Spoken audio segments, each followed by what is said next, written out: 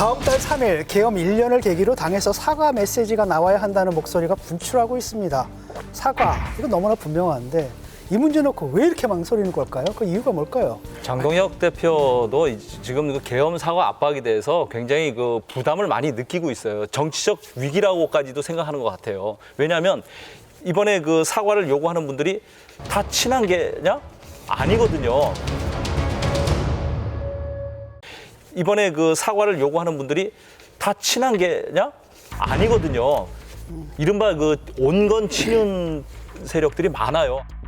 조은희 의원, 엄태영 의원, 이성권 의원, 권영진 의원이 네 분이 가서 만났어요. 그래갖고 장동혁 대표한테 계엄에 대해서 대국민 사과를 진솔하게 정말 하는 게 필요하다라고 얘기를 했어요. 근데 장동혁 대표가 잘 알겠다. 여러 의견을 듣고 있다. 고민해보겠다라고 명확한 답을 주지 않았습니다. 그런데 당내에서는 이미 그 계엄 사과를 할 필요가 있다는 의견들이 많이 확산이 돼 있어요.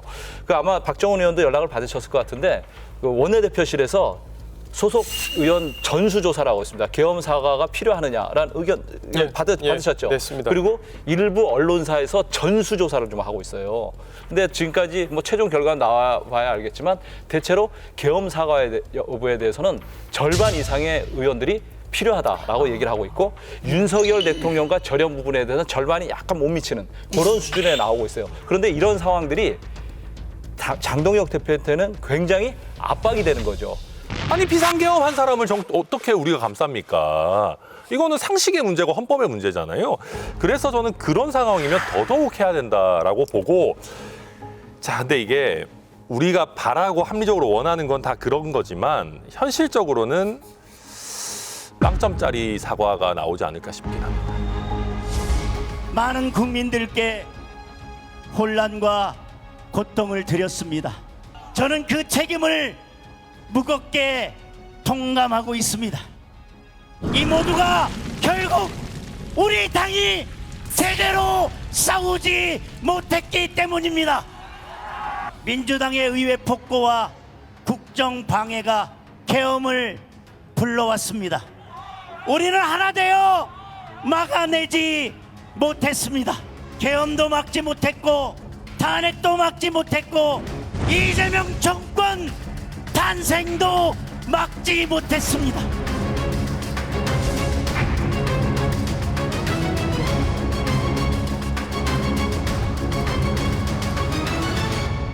그냥 무슨 뭐 폭정, 폭거, 투쟁 싸우겠다 이 얘기만 늘어놓고 있는데 답답하게 일 게 없고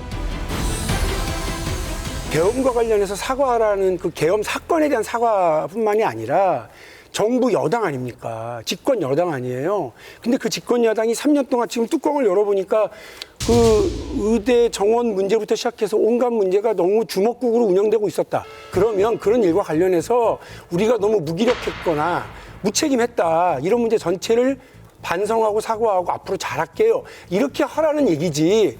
대통령이 탄핵되는 과정, 계엄을 하는 과정에 민주당이 의회 폭거를 저지른 건 부인할 수가 없어요. 탄핵 29번 다 그거 기각된 탄핵도 했고 예산 일방적으로 통과시키고 정말 정부를 운영할 수 없을 정도의 비상 상황으로 만든 건 분명합니다. 그건 민주당의 책임이에요.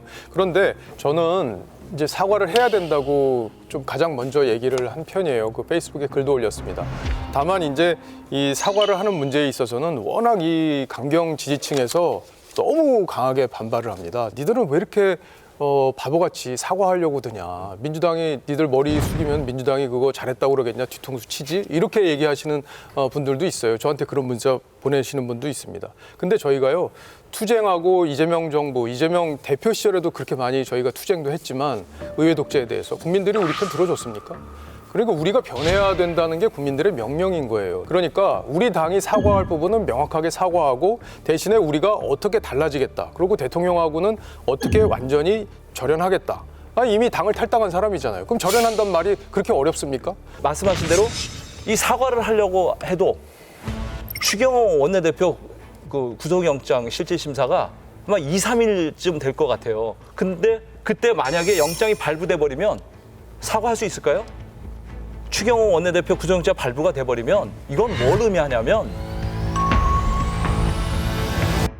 추경호 원내대표 구속영장 발부가 돼버리면 이건 뭘 의미하냐면 위헌 정당 해산으로 가는 거예요.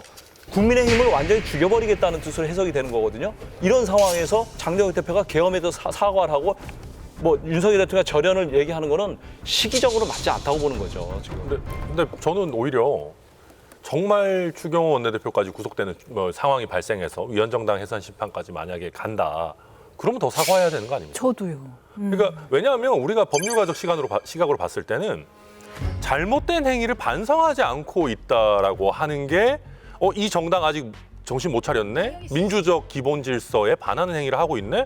라고 해서 해산을 안 시키려다가도 아직까지 비상계엄의 위법성이나 위헌성을 모르고 있고 윤어게인 감싸고 있고 하면 저부터라도 정당 해산해야 될 필요성을 더 크게 느낄 것 같은데요. 저희가 고민이 뭐냐면 그러니까 사과를 해야 된다고 생각하시는 분들이 한 30명 정도 돼요. 그분들이 아마 공개적으로 입장도 표명할 지금 준비를 하고 있어요. 그런데 저희들의 어떤 그 집단적인 입장 표명이 당 지도부에 너무 부담을 주진 않을까. 우리 당이 또 갈라지는 모습으로 비춰지진 않을까.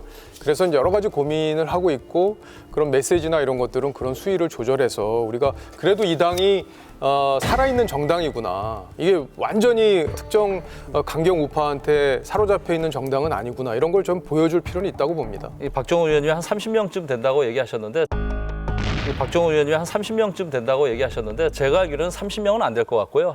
많아야 한 20명 정도 될 것 같아요. 왜 그러냐면 사과를 해야 된다고 생각하는 의원들은 30명 이상인 건 맞습니다. 그런데 연판장에 이름이 적히는 걸 되게 부담스러워요. 저를 믿으세요? 왜냐하면 저를 믿으세요? 아니, 30명 됩니다. 네. 이분들이 걱정하는 건 뭐냐면 이 연판장에 이름을 올리는 순간 사과 서명파, 연판장파라는 어떤 파벌이 생기면서 장동혁 그 체제의 어떤 비주류로 형성이 되면서 당내 분란 요인이 생기고 또 친한계와 또 친윤계처럼 당의 어떤 갈라치기가 될 거야. 그걸 굉장히 많이 우려하는 분들이 많아요. 제가 한마디를 보태드리면